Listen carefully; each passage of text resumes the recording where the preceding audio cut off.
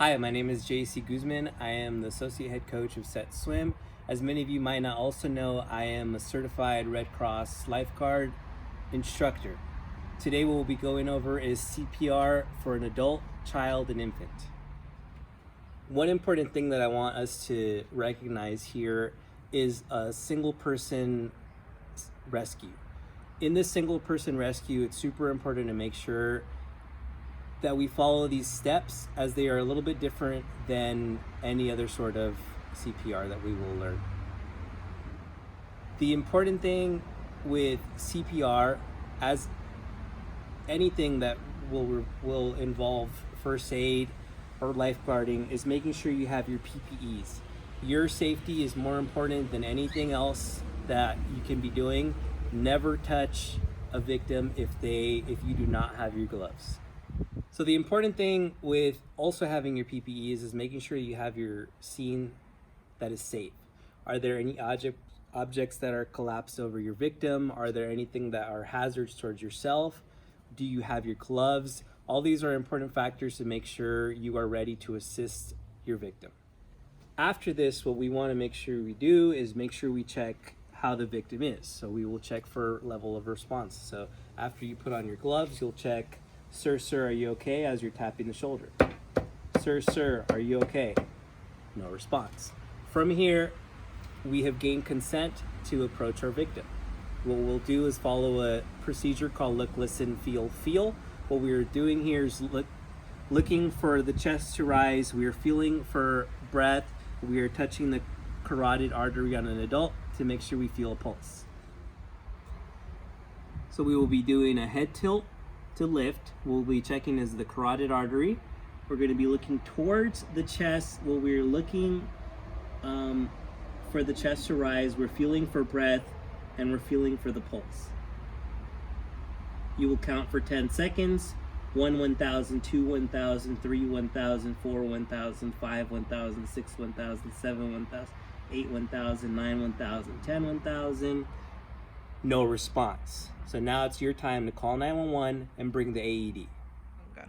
An important thing to note that if you are by yourself, after those 10 seconds, what you want to do is put the victim on their side in a recovery position as you go ahead and call 911 and bring the AED. As we've waited our 10 seconds, what we're gonna be ready for is to commence CPR. What we're going to use is our heel of our hand. Make sure you press it right against the breastbone.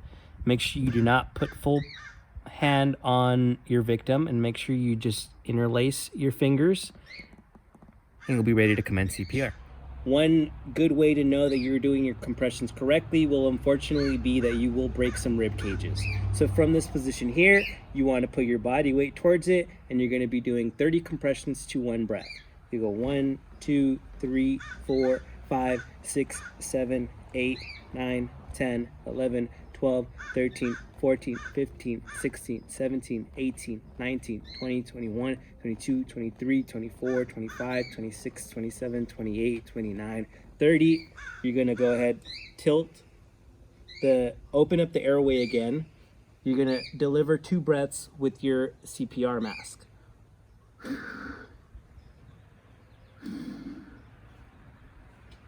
One important thing to note, as you're doing an adult, full breaths will come from the diaphragm. Big breaths as you're delivering your 2 breaths. When you're doing a child, you'll just take whatever oxygen you have in your lungs. An important step in doing CPR is getting your AED and putting it on as soon as possible. While many AEDs are different, they will all have the basic parts.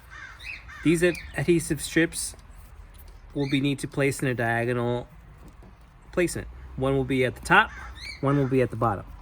As mentioned before, they do not have to be in a specific part. One can be, as long as they are diagonal, the idea is to make sure you get the shock to go in a diagonal placement. You'll want to make sure that they are just at any point, just not side by side.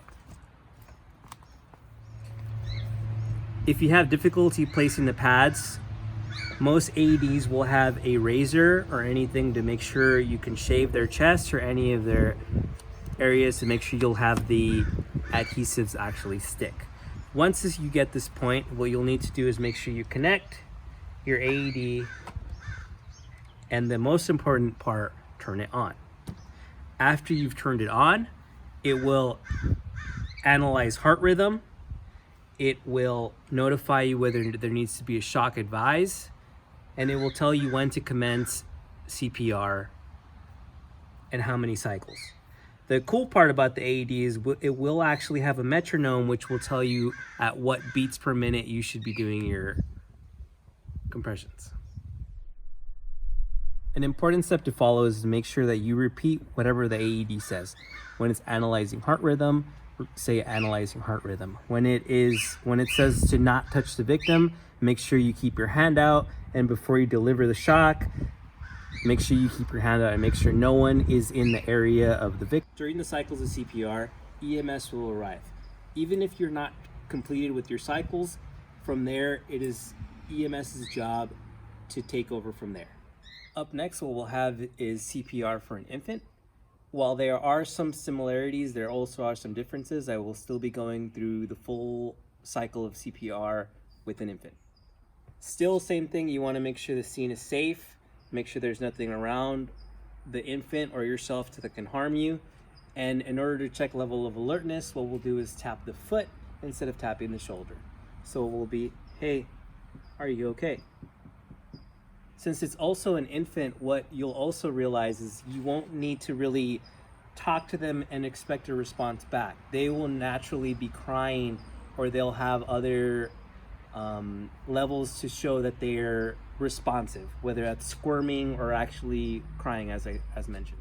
Another difference with the infant is that we will not be doing so much of an opening of the airway. What we'll be doing is make sure that the head is in neutral spine position. The last thing you want to do is snap the infant's neck and then have a bigger problem than you already have.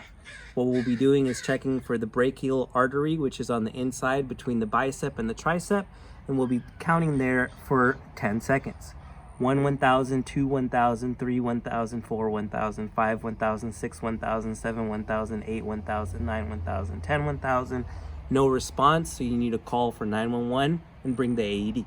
An important step in putting on the AED for an infant is if the infant is too small, what you'll need to do is put one pad in the front and another pad on the back. From there, we'll go ahead and connect the AED and turn it on.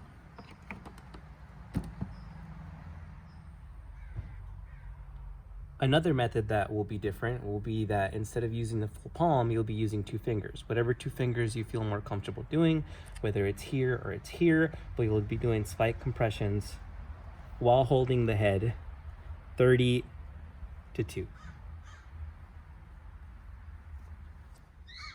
Again, my name is JC. I hope you guys liked this course. I miss you guys very much. Hope to see you guys on the pool deck soon.